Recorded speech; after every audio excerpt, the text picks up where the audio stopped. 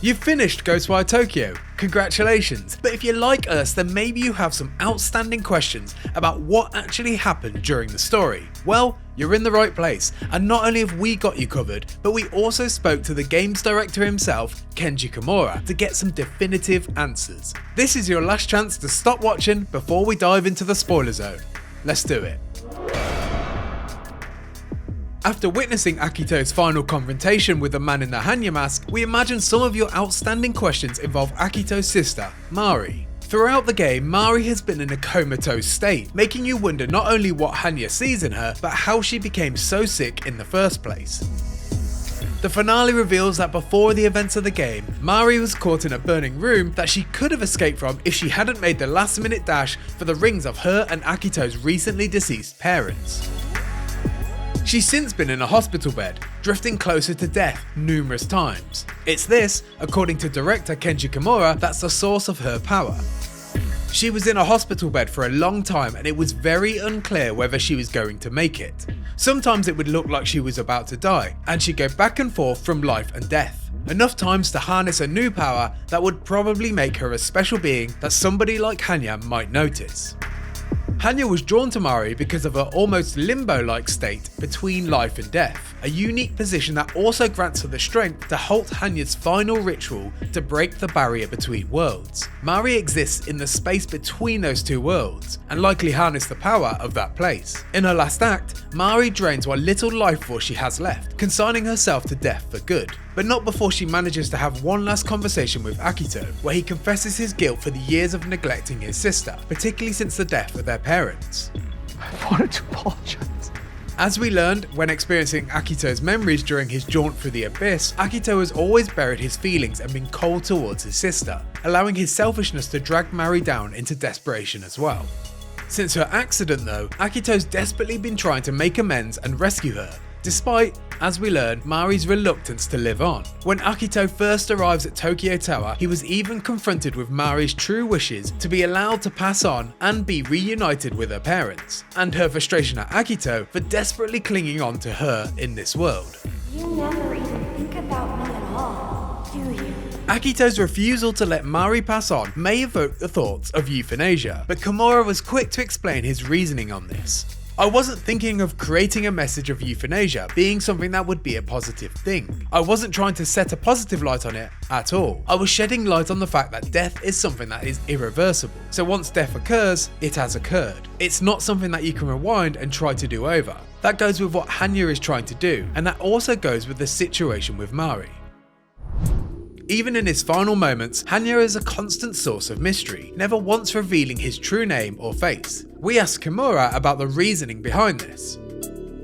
Yes, the man in the Hanya mask does have a full real name, but we felt that it wasn't important for us to expose that name. We'd rather have the player use their imagination and also think about what person that could be in their imagination. We wanted players to have their own interpretation of who would be in the mask, and so we left it in a way so that we don't over-explain things.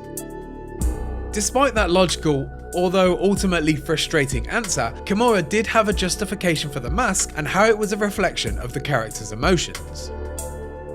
The Hanya mask is symbolic, and it was utilised originally in Japanese traditional theatre. Actors would wear it in ceremonies or plays, and perform rituals or for royalty a long time ago. The actor who would wear it would be portraying a non-human entity sometimes, or something that was very powerful or some kind of god, and sometimes just a spirit from the other world. These are theatres where there are no such thing as electricity or stage lighting, so depending on the light, that is sunlight or the moonlight, it can look scary or it can look very sad depending on what angle you're looking at it from too, or whatever emotion is in the tone of that play. It can express a lot of different emotions.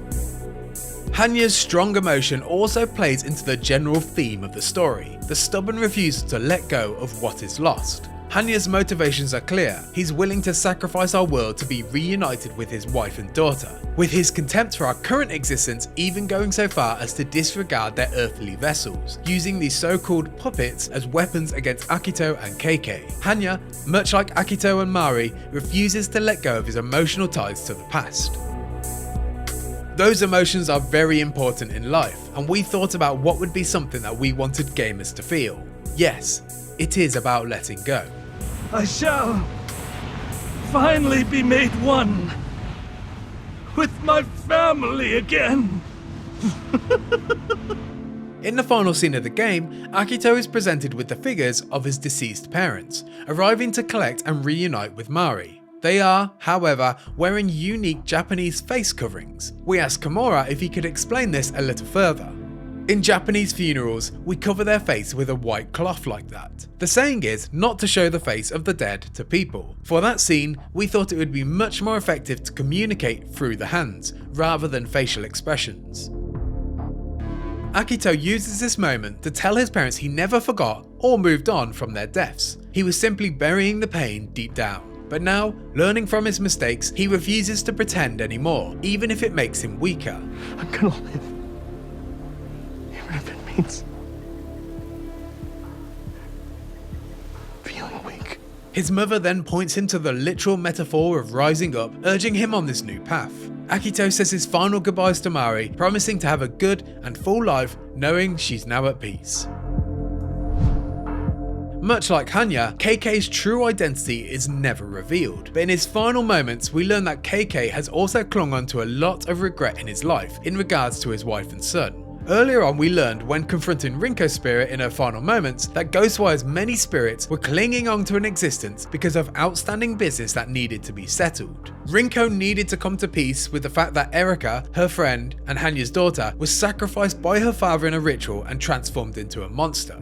But KK needed to not only stop Hanya, but also deliver a final message to his wife and son, explaining that he never gave up, despite Hanya having defeated him in their first encounter.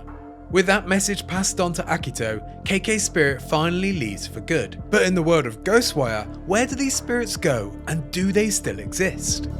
It's up to the gamer in regards to whether there is an afterlife or another world. For me, it was more about communication, and can we communicate with that entity or that being in another world? Rinko was able to communicate her feelings and actually have a back and forth talk with Akito and KK, but she's not physically there on Earth, at least not in Tokyo and as a human. So if you're able to communicate with her, does that mean she survived, or does it mean she's gone or dead? If you can communicate with the dead, does it mean the spirit is gone, or does it mean that the spirit is there and it is alive? That was a notion or feeling I was trying to go for.